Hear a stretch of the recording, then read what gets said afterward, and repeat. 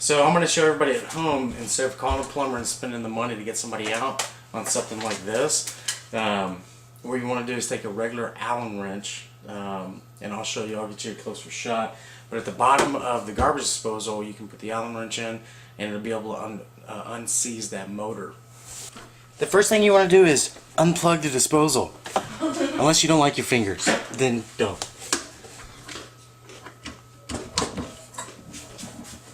Yeah, the first thing you want to check is right here. There's a reset button.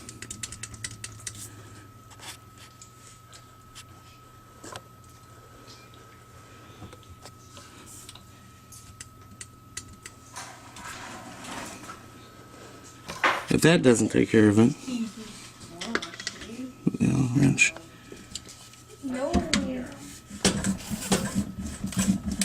Okay, so now that you've checked that the reset button's been pushed and that the motor's not seized up, what you can do with using just a regular Allen wrench, or you can go buy an actual garbage disposal wrench. Next thing you do is turn it on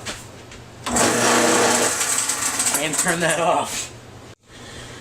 Okay, so as you heard, we got it to work. We flipped the switch, but there's a horrible noise. Obviously, let's hear it again. So what that means is there's something inside of it.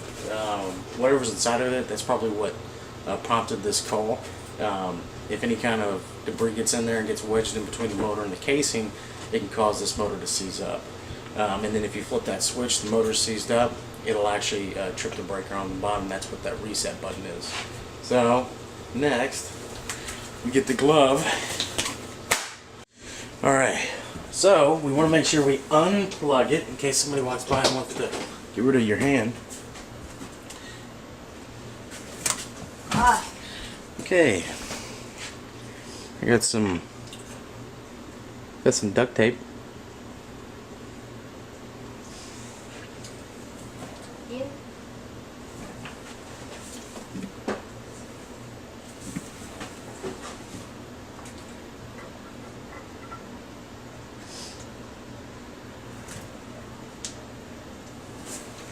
And a piece of wood.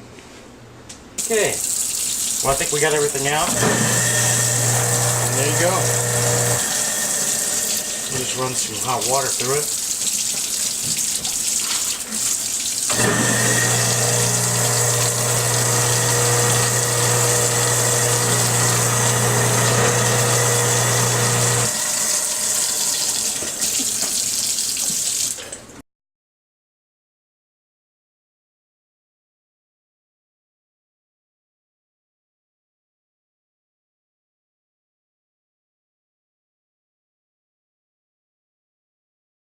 Subscribe for more videos to come.